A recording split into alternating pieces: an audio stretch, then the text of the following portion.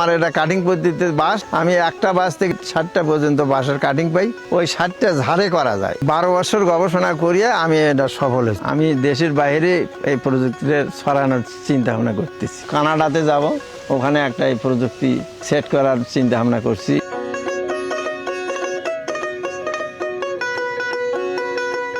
আমারটা হলো কাটিং পদ্ধতি। আমি একটা মোথার আমার কোনো প্রয়োজন নাই। আমি বাঁশের গোড়া কেটে নেব, কেটে নিয়ে ওই একটা বাঁশ থেকে বাঁশের কঞ্চিগুলো 1.5-2 ইঞ্চি রেখে বাকি অংশটা কেটে ফেলবো।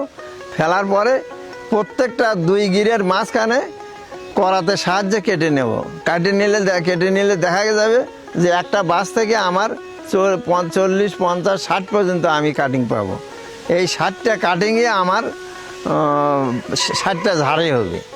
একটা কাটিং এক জায়গায় লাগালে ওটা একটা ঝাড়।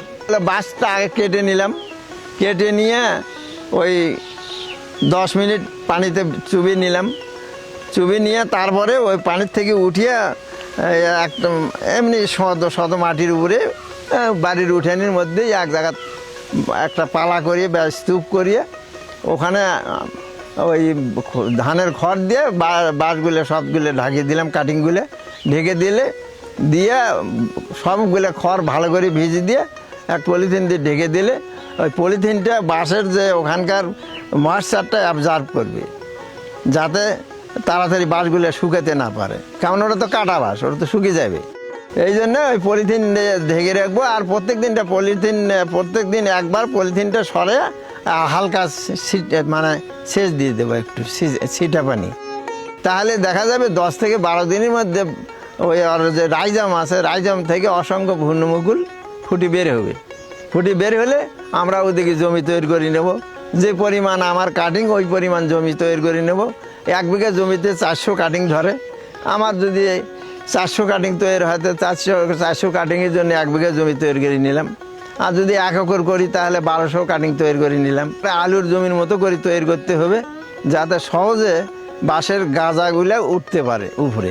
ওই জমিতে 6 ফিট পর পরে স্কোয়ার 6 ফিট নালা কেটে নিয়ে ওই নালার মধ্যে বাঁশটা বসে দিয়ে চোখটা উপরের দিকে রেখে আলুর মতো ভ্যালি করে ঢেকে দিলাম। ঢেকে দেওয়ার পরে দেখা যাবে 10 থেকে 12 দিনের মধ্যে বাঁশ গাছ ওঠা শুরু হয়ে গেছে। স্টেপ বাই স্টেপ উঠতে থাকবে আর মোটা হতে থাকবে। সারা বছরে আমার এই বাঁশ ওঠে। বাঁশ ছাড়া আপনার একেবারে দোলনা থেকে শুরু করে কবর পর্যন্ত বাঁশেরই প্রয়োজন। আর তো মানে ব্যক্তিগত কাজ, প্রত্যেকটা লোকের ব্যক্তিগত কাজ আছে। বাঁশের খুঁটি ছাড়া দেখেন তো কোনো একটা বিল্ডিং ওঠে।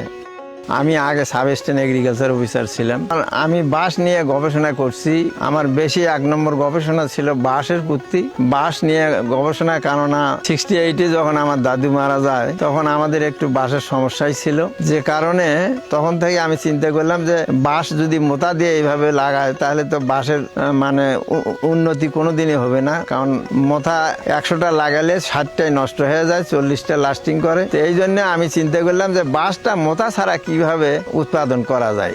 এই জন্য আমার মাথার মধ্যে বাঁশের চিন্তাটাই ঢুকলো। আমি 68 থেকে শুরু করছিলাম, আর 12 বছর গবেষণা করিয়ে আমি এটা সফল হয়েছি। মোথা দিয়ে বাঁশ করলে বাঁশ হয় না, নষ্ট হয়ে যায়।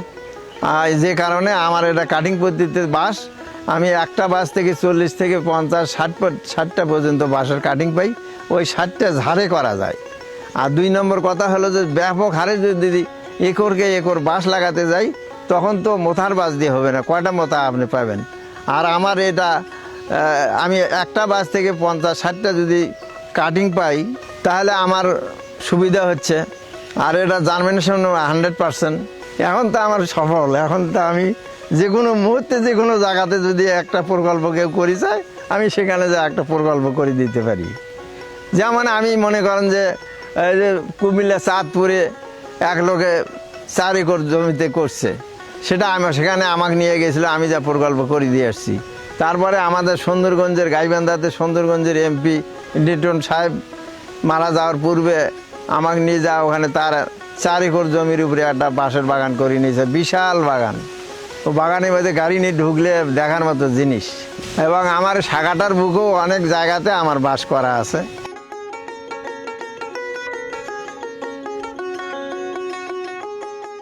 ইন্টারন্যাশনাল রোটারি ক্লাব থেকে 2004 সালে পুরস্কার লাভ করি। তারপরে আমি 2005 সালে কৃষি জাতীয় পুরস্কার লাভ করি। তারপরে আমি 2020 সালে এশিয়ায় দীপ্ত কৃষি অ্যাওয়ার্ড লাভ করি। দেশের বাইরে যদি আল্লাহ বেঁচে রাখে, আমি দেশের বাইরে এই প্রযুক্তিটা ছড়ানোর চিন্তা ভাবনা করতেছি। কানাডাতে যাব, 25 তারিখে আমার ফ্লাইট। কানাডাতে গেলে হয়তো আশা আছে আমার, ওখানে একটা এই প্রযুক্তি সেট করার চিন্তা ভাবনা করছি, যাতে ওখানকার কানাডাবাসীরা বুঝতে পারে। আমার নাম মোহাম্মদ নজরুল ইসলাম। আমার স্থায়ী ঠিকানা হচ্ছে উল্লা ভরতখালী। বর্তমানে আমি থাকি অস্থায়ী ঠিকানা বোনারপাড়ায় থাকি, শিমুলতাইরে।